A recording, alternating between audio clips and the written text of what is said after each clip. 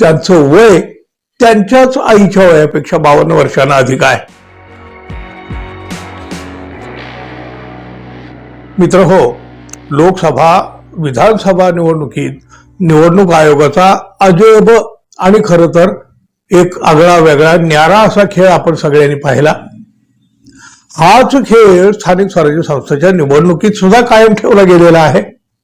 त्यामुळं राज्यात ठिकठिकाणी निवडणूक आयोगाच्या नावानं अक्षरशः शंख केला जाऊ लागलेला आहे. निवडणूक आयोगाला काय फरक पडतो न पडतो हा भाग वेगळा, पण मतदार, कार्यकर्ते, राजकीय पक्ष ठाणा करता येत ना निवडणूक आयोगाच्या नावानं. आयोगाच्या अजब कारभाराचे अनेक धक्कादायक नमुने सातत्यानं समोर येत आहेत. अगदी मागच्या लोकसभेच्या निवडणुकीपासून मतदार याद्यामधून दुबार मतदारांची गर्दी झालेली असताना सुद्धा निवडणूक आयोगानं स्थानिक स्वराज्य संस्थांच्या निवडणुका सुरू केलेल्या आहेत.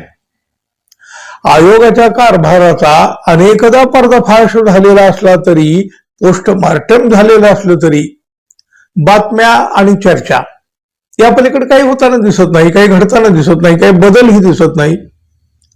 आता बघा, मुंबई ठाणे महापालिकेची निवडणूक लवकरच घोषित सुद्धा होईल.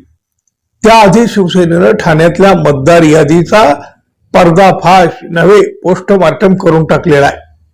ठाण्याच्या मतदार यादीमध्ये तब्बल 3,500 पंकज, सुरेश आणि रमेश अशा नावाचे मतदार आहेत. आणि गंमत आणि आश्चर्य बघा, कुठल्याही आडनावाशिवाय ही नावं मतदार यादीमध्ये आहेत. म्हणजे बिगर आडनावाचे मतदार कधी मतदार यादीमध्ये पाहायला मिळालेत का आपल्याला? पण ठाण्याच्या मतदार यादीत अशीच नावं आहेत.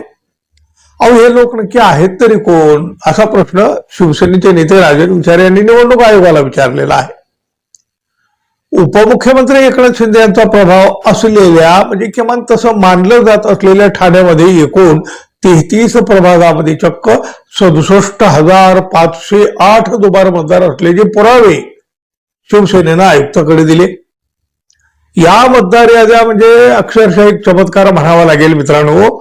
मतदार एकच, पण त्याचं नाव मात्र वेगवेगळ्या अनेक प्रभागामध्ये असलेल्या मतदार यादीमध्ये दिसून येत आहे. वय मात्र वेगवेगळं आणि ओळखपत्राचा नंबर तर काय अगदी भलतात. अहो, 100 वर्षापेक्षा अधिक वय असलेले तब्बल 562 मतदार या यादीमध्ये आहेत.